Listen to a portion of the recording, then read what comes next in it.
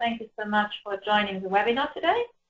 So my name is Fabienne Reisen, and Michael Borg has joined us today. So we have been working on a 3-year project now within the Bushfire CRC, and the project was looking at improving our understanding of what the exposures to air toxics are when bushfires extend into urbanized areas.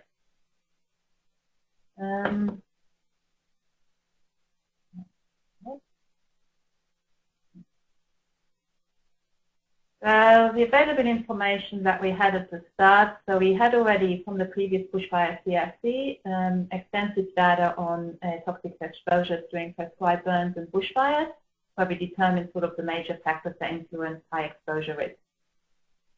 There's also in the literature some information on what firefighters are exposed to during structural fires, and also there's a number of case studies that looked at experimental burns under controlled conditions, where you either look at what different materials might be emitting, or like larger scale burns, for example, room burns, and get an idea of sort of what the combustion products are.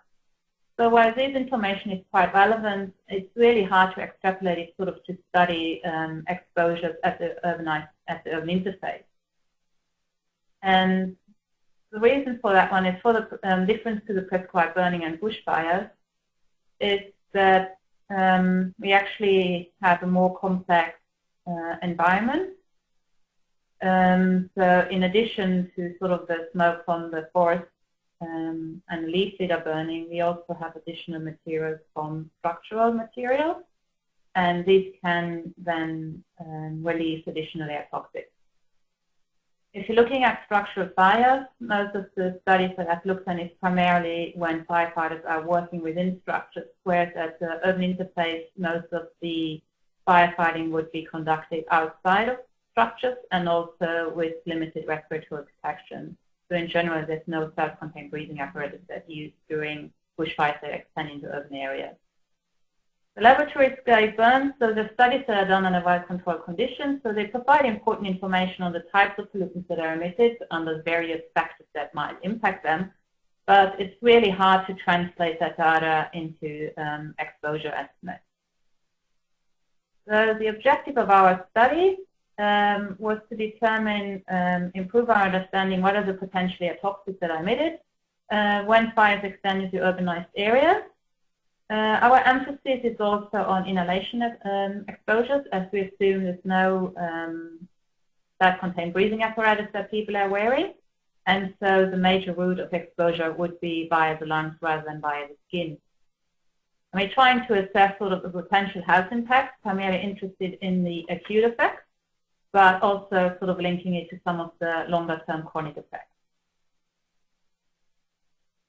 So what's our research approach? So in the initial project, the way we've done it, we looked at exposure by monitoring firefighters on the fire ground. But for fires that extend into urbanized areas, there's a bit more of a challenge, and there's more limited opportunities to actually conduct those monitoring safely.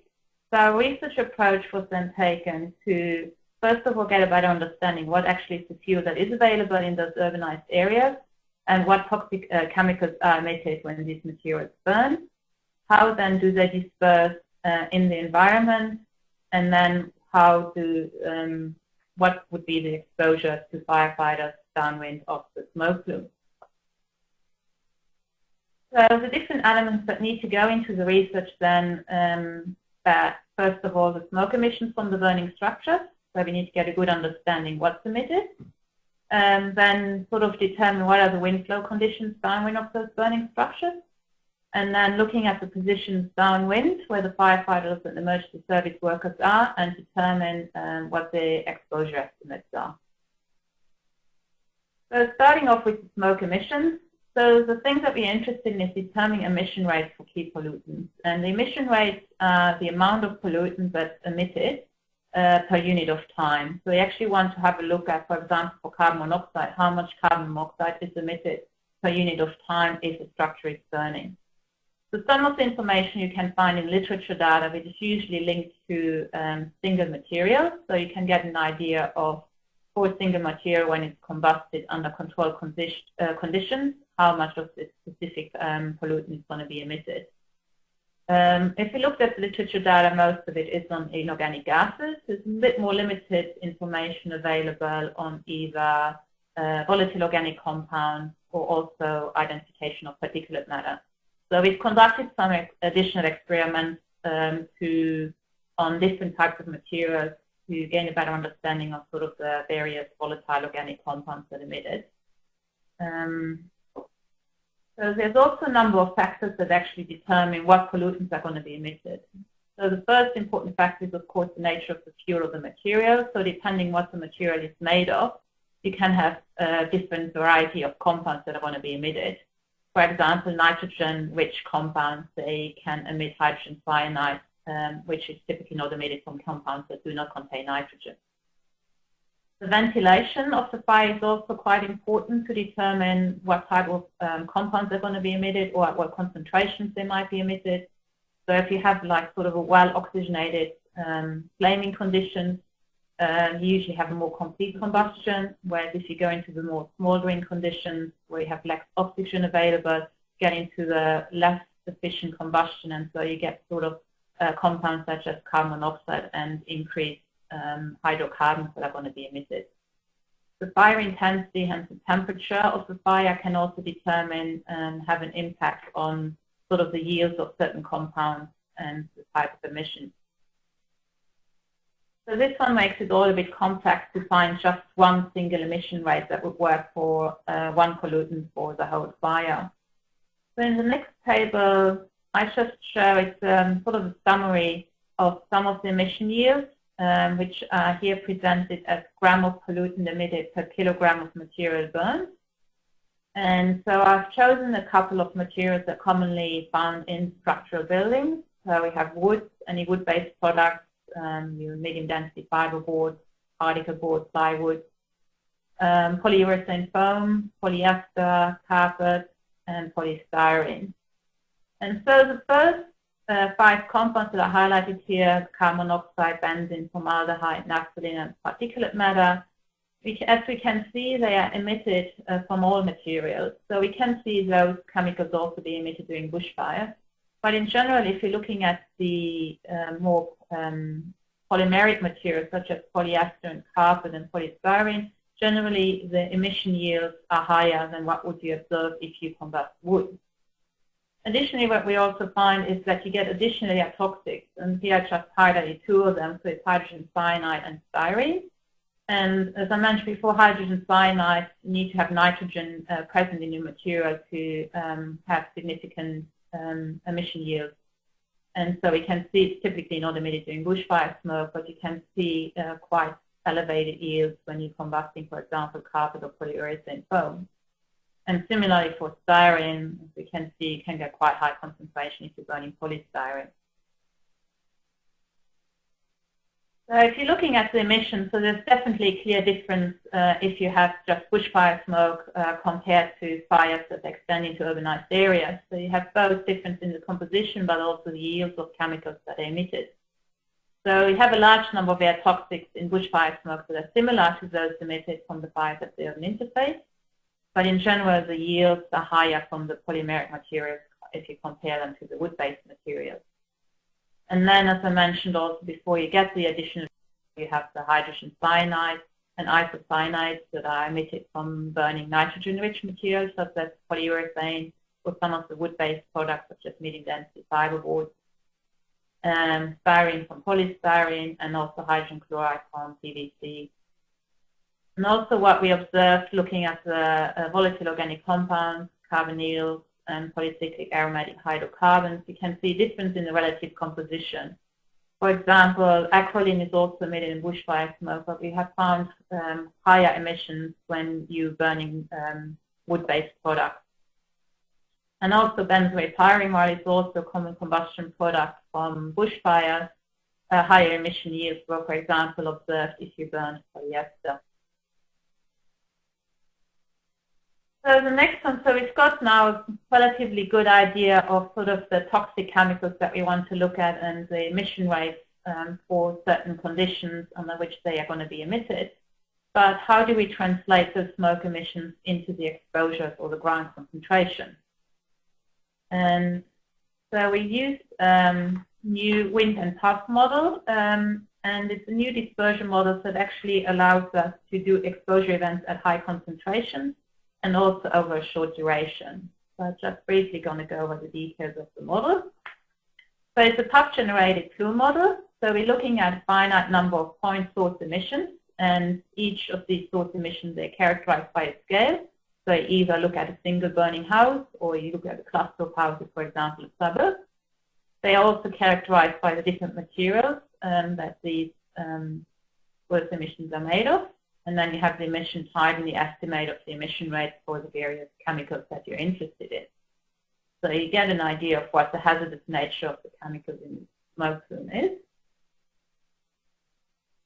You then couple this one with the complex correlations of the wind at the source of emission, so at the time when your fire is occurring, and to determine how actually the wind influences the exposure to the toxic chemicals, how the wind actually disperses the smoke plume, and which parts are going to be more affected. So the output is a high time resolution for near field pre-concentration exposure. So actually the output is going to look at peak exposures that can be downscaled to 1-minute exposures or 15-minute exposures. So they're definitely relevant for the acute impact from some of those toxic chemicals that have acute effects. And those ones, for example, would be hydrogen cyanide, carbon monoxide. Also, what the model output will give us is a probability distribution that determines how likely and often exposures exceed safe levels. So we can get a better idea of what's the exposure intensity, how high are the concentrations that we're going to observe, how frequently are those high concentrations occurring, and for how long are they going to occur. So this is just an example of sort of going through to some of the major factors that influence where high concentrations might occur. So looking at absolute concentrations and the location within the smoke plume. So in this particular picture, we have fires from 3 distinct sources. So the color yellow is usually the high concentration, and the darker red it is, the lower the concentrations are. So as you can see, as you move further downwind from the emission source, concentrations go down. So you have the darker concentrations. And also, as you can see, once you're moving away from the plume center line and you're moving away towards the edge of the plume, you can also see that there's a reduced reduction in the absolute concentration of the exposures.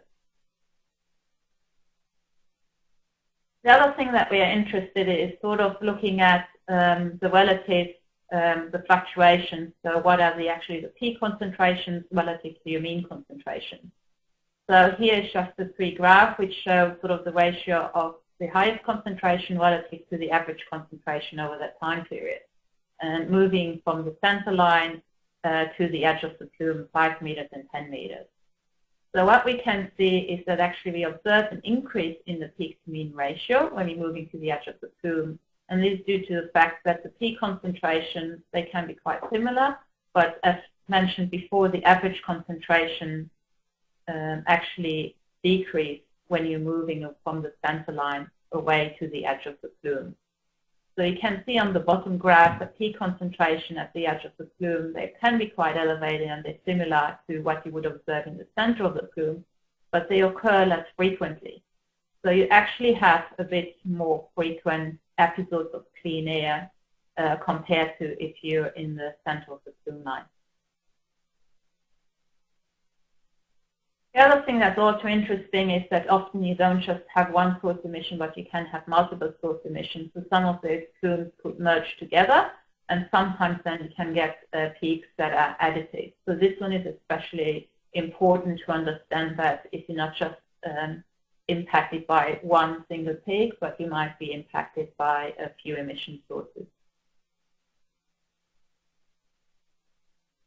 So just going over the exposure estimates, so the major finding from that one is that the magnitude and frequency of exposures depend on several things, and one of the main ones is the distance downwind. So you're reducing your average and peak exposures when you're moving further away from the emission source. And the highest short-term peak concentration would be your close distance to the source. And you also can see reduced exposures as you're moving to the edge of the plume. At the edge of the plume, the short-term concentrations are still elevated, but they are more intermittent. So we have more clean air if you look at the edge of the plume. So it's essential to understand for how long those short-term concentrations are occurring, especially if then afterwards we want to estimate your exposure risk. Also, what we found that wind speed can also have a major effect on exposures downwind.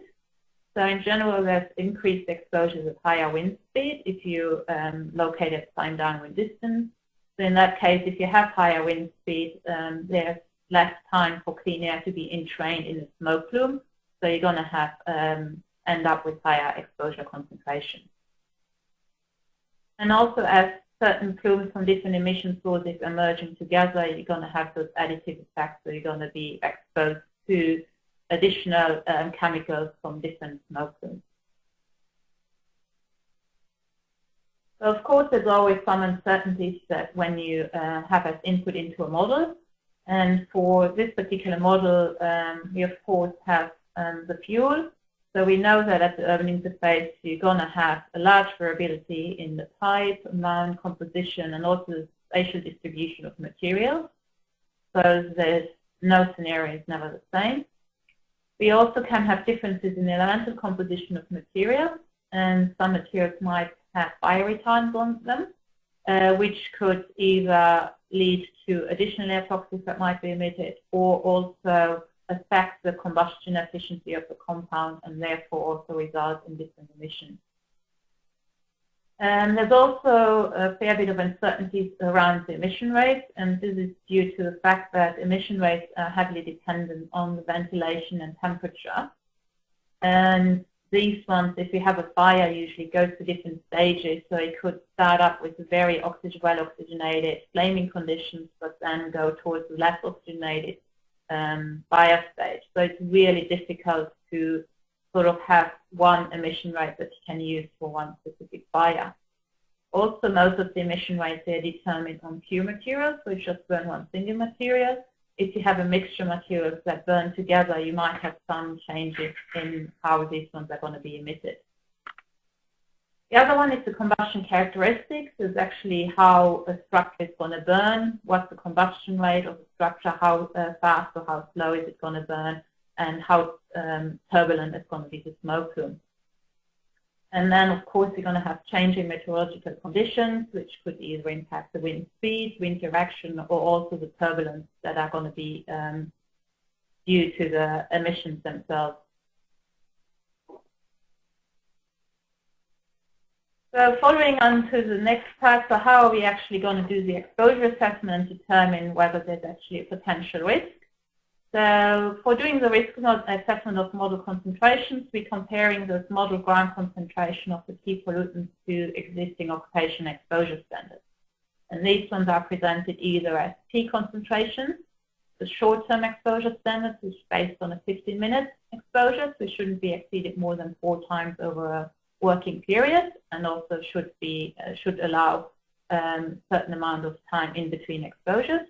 And then you have the time-weighted averaged exposures, which is over an 8-hour average working day.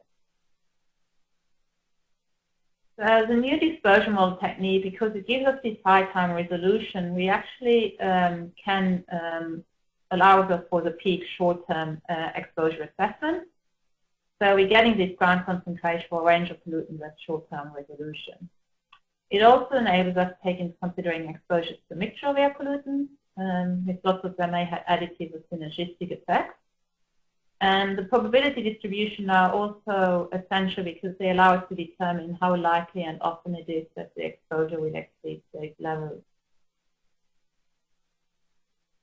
So this table just shows an example that might run on a 3-hour burn of a brick veneer house, and just showing concentrations downwind at 3 different distances downwind and also different wind speeds. And so it's here just shown, highlighted just carbon monoxide, hydrogen chloride, hydrogen cyanide, particulate matter and benzene, and the brackets is sort of the occupation exposure standard for the peak concentration. So as you clearly can see, at 50 meters, all air pollutants exceeding the occupation exposure standard.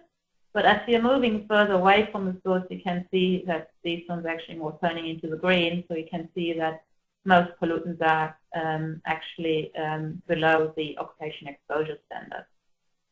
The only exception is particulate matter, which these days is quite elevated and has also been one of the major air pollutant linked to bushfire smoke as well. The other thing is too, what's interesting, what's important to note is even though that individual one compound might be within occupation exposure standards, because they have the additive effect, while you have those two compounds together, they actually might exceed safe levels. I'm going to go over this on the next few slides. So as we know, we have large number of chemicals that are emitted from combustion of structures. And so they can impact different organs within our body. So lots of the pollutants, large majority of them, they actually affect the respiratory tract. So they usually can cause respiratory irritation. And some of these ones, for example, hydrogen cyanide, styrene, formaldehyde, acrolein, isocyanide, particulate matter. Another important class of components are the asphyxiants. So in these classes, we have carbon monoxide and hydrogen cyanide. Then we have some of the compounds that target the central nervous system. So we have a few of those compounds that just only sort of show a few examples of these compounds. And then in the smoke, there's also a number of known and potentially carcinogens. So some of the well-known would be the benzene, and also recently particulate matter has also been classified as being carcinogenic. So while the respiratory impact on the respiratory tract, asphyxiants and central nervous system are usually more linked to acute effects, carcinogens are more of a chronic effect, and respiratory tract can also link to chronic health effects like chronic respiratory conditions. So just going over, first of all, starting off with asphyxiants, carbon monoxide and hydrogen cyanide. So we noticed, as I've shown in the previous table, that at close proximity, exposures to carbon monoxide and hydrogen cyanide can reach hazardous levels and therefore pose a significant health risk. So both of these compounds affect the oxygen transport, availability and utilization of oxygen to tissues in the body. And the main organs that are targeted are those that require the most oxygen, which are the brain and the heart. So what are some of the symptoms that you can notice when you're exposed to higher concentration of this pollutant is that you have decreased exercise work capacity, you also have decreased vigilance, impaired ability to perform certain tasks, and also increased reaction time. And at higher concentration, these compounds, exposure to these compounds can lead to severe headaches, mental confusion, and consciousness. And also, as I mentioned before, so on their own, both carbon monoxide and hydrogen cyanide might be within occupation exposure standards. But when adding both of these compounds, which are both emitted during structural fires, you have the additive effect. And it's very likely then that being exposed to both compounds, you're going to exceed safe levels. So the only protection measures against carbon monoxide and hydrogen cyanide, apart from moving out of the smoke, is to use self-contained breathing apparatus. The other way sort of to checking whether there's any potential hazard is to have sensors that alert of elevated carbon monoxide or hydrogen cyanide levels. And the next class of compounds are the respiratory irritants, which are very common, also very common in bushfire smoke, but we actually found a few of the compounds, for example, hydrogen cyanide, for example, hydrogen fluoride, isocyanide, they're more severe irritants than some of the compounds that you would find in bushfire smoke. So it's a very common health risk. And so I've just listed here a few compounds. The most severe one, probably hydrogen fluoride and isocyanide. And so you can have either aggravation of respiratory conditions and triggering of asthma attacks. But in healthy adults, it could also lead to shortness of breath, chest tightness, and some of them could also cause severe eye irritation. And again, because there's so many compounds that all affect the respiratory tract, they're all going to have additive effects as well. And the best protection measures, of course, with appropriate respiratory protections and goggles. The impact on the central nervous system could be a potential significant health and safety risk. There's a number of compounds that are present, but generally their concentrations are generally within safe guidelines. But symptoms usually include fatigue, dizziness, headache, loss of coordination, and nausea.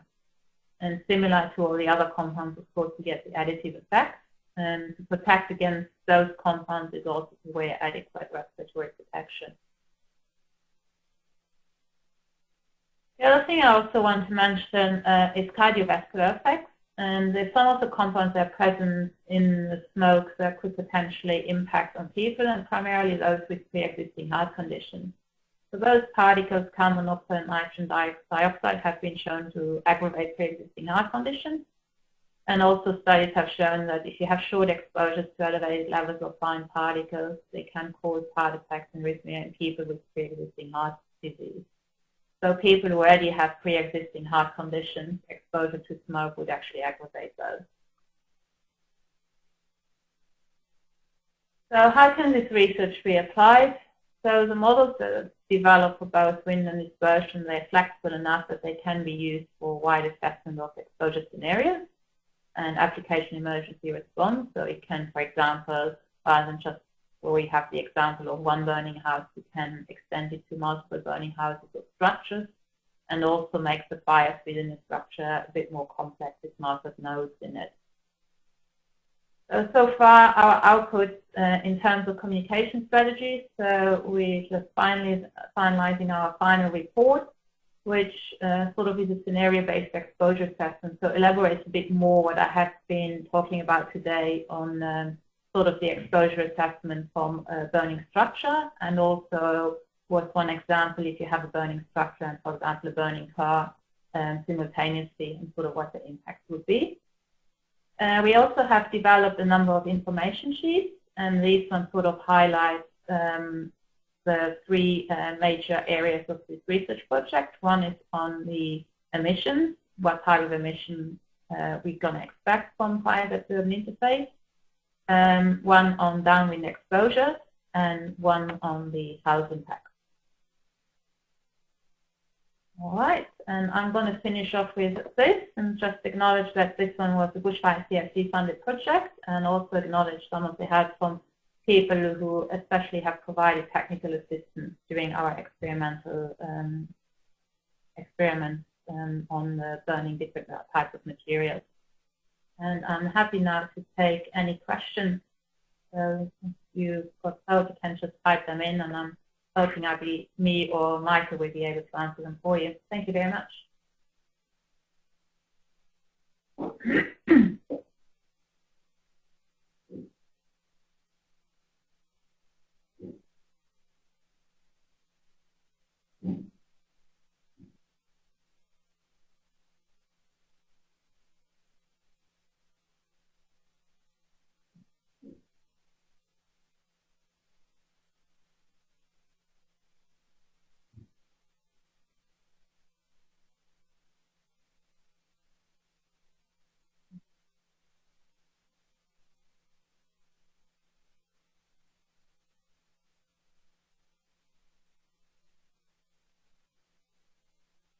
Okay, I was just asked sort of what type of respiratory protection I would recommend for firefighters interface areas.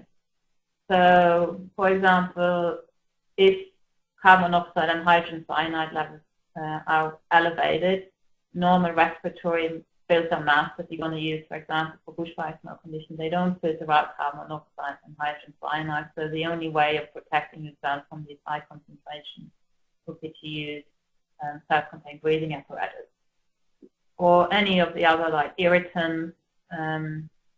Probably you can use, you need to use some respiratory masks that have some sort of filtering out some of the organics as well. So just a basic particle mask won't filter out any of the irritants.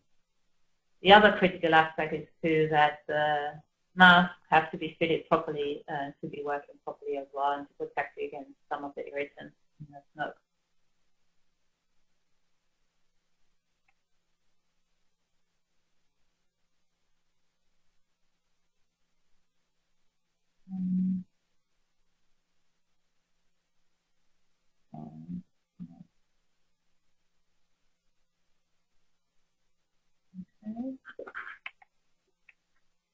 So the one for low-cost sensors available to monitor CO.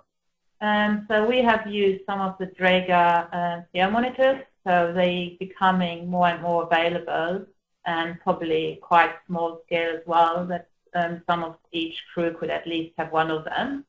And they are quite simple to use and also easy to calibrate. So I think CO monitors is probably a good idea, because often too you get generally a relative good correlations between different pollutants. So if you have quite high CO levels, you would know that some of the other pollutants would be quite elevated as well. Michael, I might let you answer some of the other questions regarding the modeling. Yeah, can you hear me okay? Yes, I can, yes. Oh, you can. Well, I assume everyone else can. So there's a question from Sue there about working with other agencies. You know, that sort of goes on a fair bit. People in the Bureau of Meteorology. I also engage a bit with people at DSTO and others.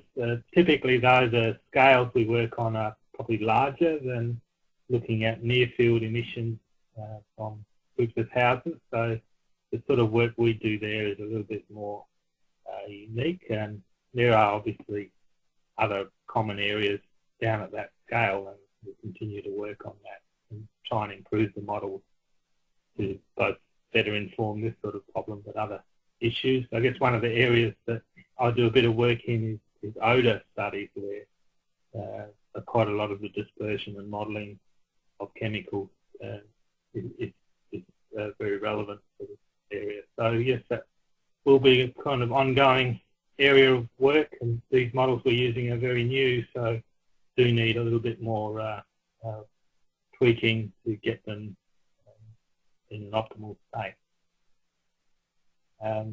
So is there another one? Oh yes, there's a question from Mark about buoyancy.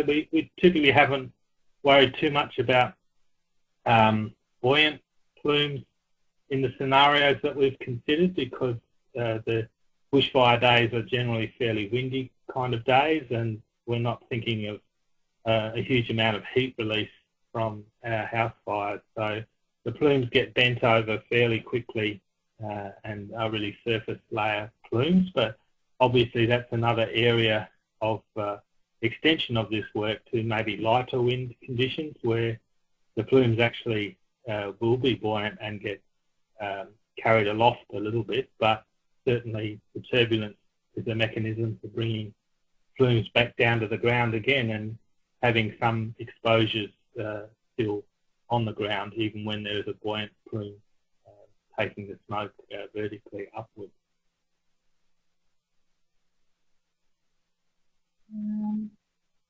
Okay, just moving on to another question regarding the P2 mask with the carbon filtering medium.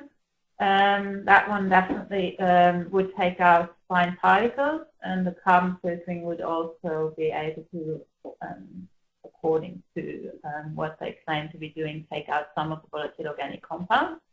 And so this includes some of the irritants that are actually emitted in the smoke.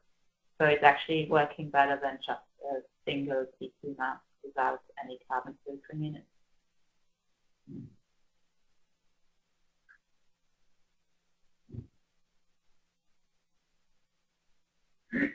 Any other questions?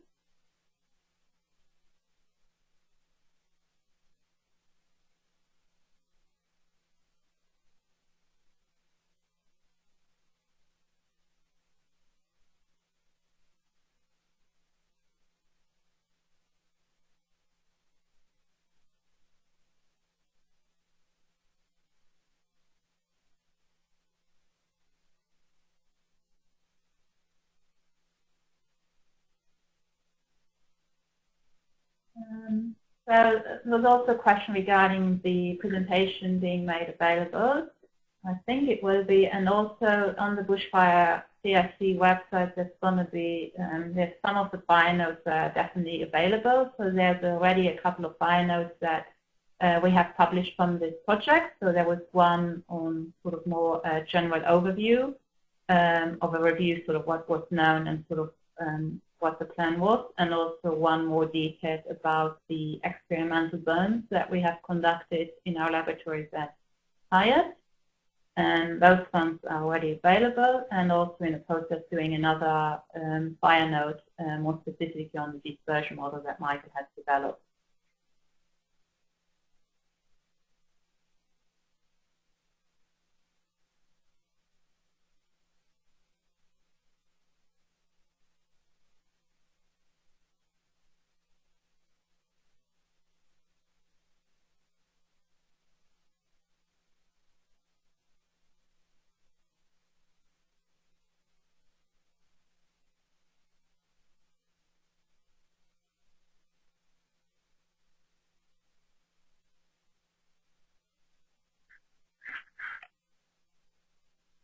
Any other questions?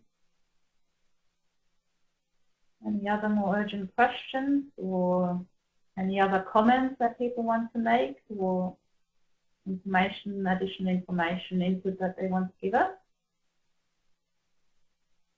If not, we're probably going to finish up.